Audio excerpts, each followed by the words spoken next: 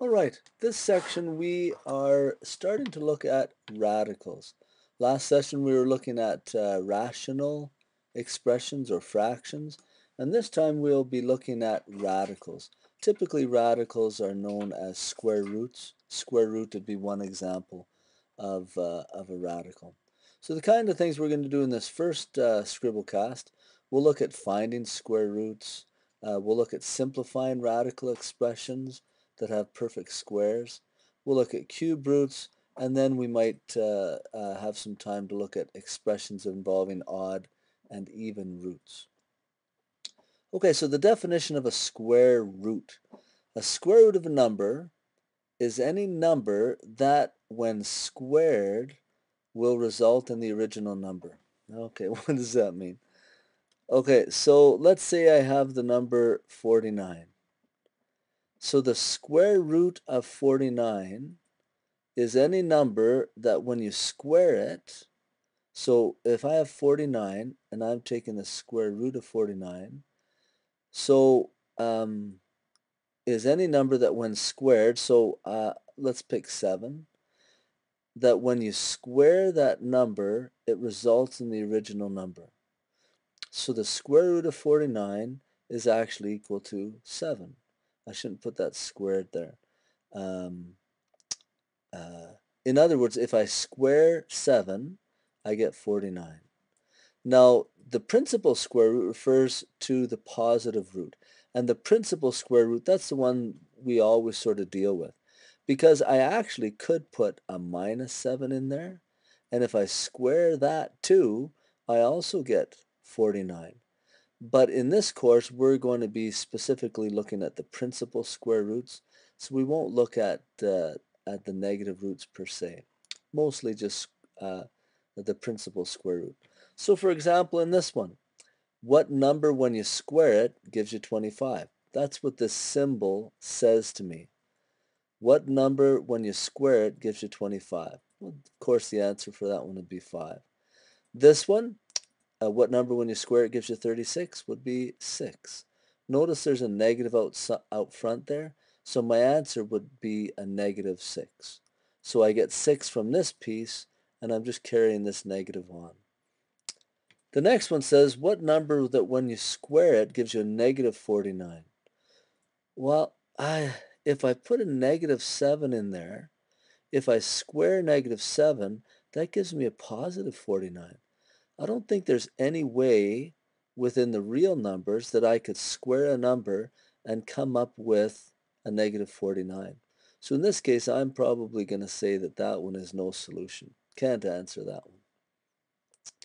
Okay, so when we're looking at radicals, there are a number of different terms that we use to refer to different parts of them. So the radical itself would be this symbol here. So that would be the radical. A radical expression would be the whole expression that has a radical in it. The radicand is whatever number or expression goes underneath the square root sign. And the index is a little number that usually gets put right here in the radical. If there's not one written, it's assumed to be a 2. But I could write something like this, the cube root of 64. And that little 3 is known as the index. With square roots, we're actually looking, the square root number, any number that when squared will result in the original number. If I'm looking at cubes, it would be what number when you cube it gives you 64. In this case, the answer is 4, but we're just looking at definitions here. So the radical is this symbol, the radicand is what's underneath, and the index is whatever number gets put up here.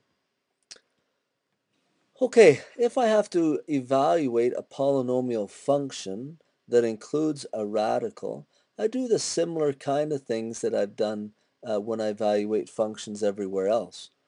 So if this is my function and I want to know what f of 2 is, I simply put a 2 in everywhere I see an x. So there's a 2 there plus 2.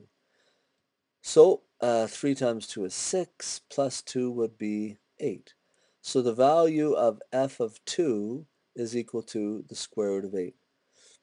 Now, when I put a square root of 8 here, it'd be nice if I could come up with another number, but I don't think there's any number that when you square it, you get 8. Because if I go 2 and square it, I get 4. If I take 3 and square it, I get 9. So to get 8, it's got to be somewhere in the middle there. Like it might be 2 point, I don't know, 8-ish, something like that. So it's not an exact number, it'll be a decimal number. And in fact, when I have the square root of a number that can't be figured out exactly, we call those numbers irrational numbers. Okay, to figure out what the value of f of minus 1 is, you just plug a minus 1 everywhere you see an x. All right, next thing we can look at in radical functions is looking at domain. Remember that the domain of any function refers to all the possible values of x. So what are the possible values of x that I could plug in there? Turns out that, like, if I have a fraction, if I have 1 over x, for example, that if I have a fraction where a variable's in the bottom, I cannot have that be equal to 0.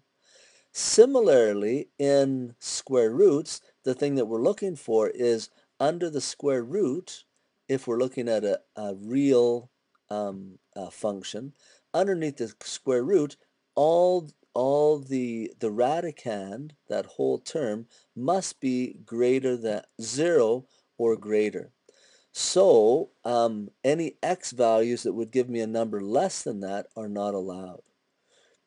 So that's what I do. If I want to figure out what the domain of a radical function is, I simply take the radicand and make it greater than or equal to 0. So in this case here, x minus 3 is greater than or equal to 0. I'll add 3 to both sides. And so my domain will be all values of x as long as they are greater than or equal to 3. Notice when I put a 3 in there, 3 minus 3 is 0. The square root of 0 is 0. That's allowed. But notice if I were to pick a number other than that. This says x is greater than 3, so say I'd pick one less than 3. So say I pick 2. If I put a 2 in there, 2 minus 3 is a negative 1. We can't take the square root of a negative number. That's why 2 is not allowed. Okay, so this is how I would write the domain. I guess I could be fancy and write it and say the domain are all the values of x such that x is greater than or equal to 3. A similar way of writing that would be I can include 3, so I put a square bracket, and it goes up to infinity. So this would be another way to represent the domain of this particular radical function.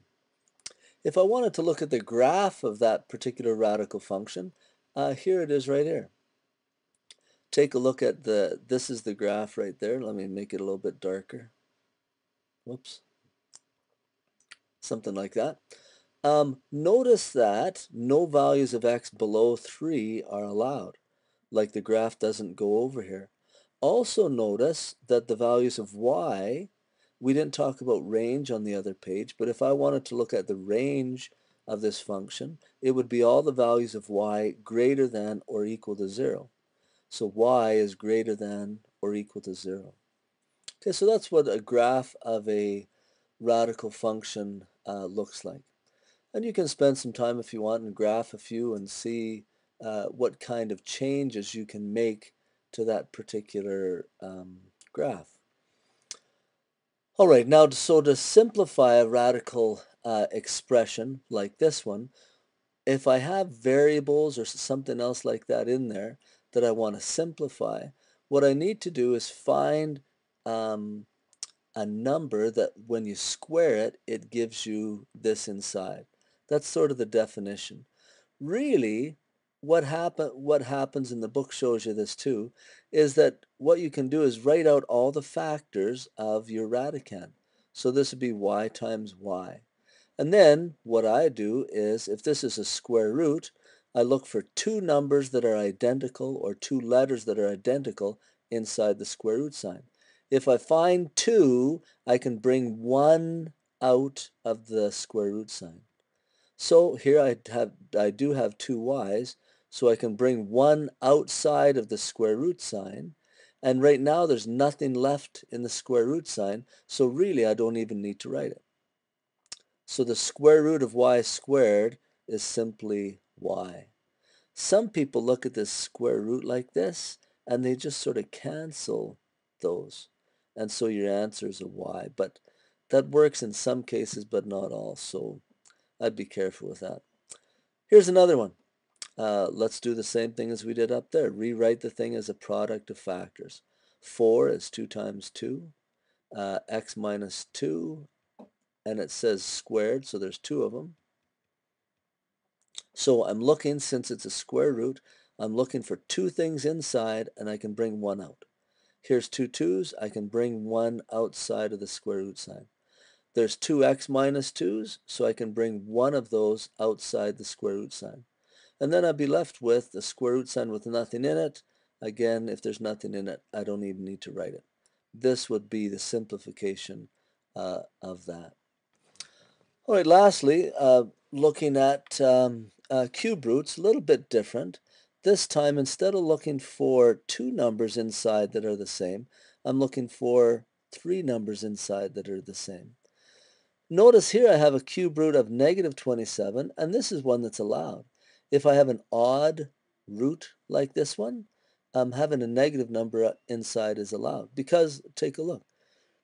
If I rewrite the cube root of negative 27, and I rewrite this as a product of factors, 27 is, I guess, minus 9 times 3.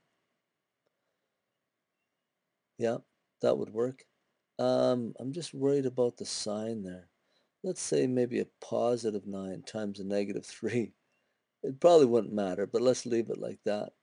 9 I can simplify too as a product of two factors. It could be 3 times 3 times a negative 3.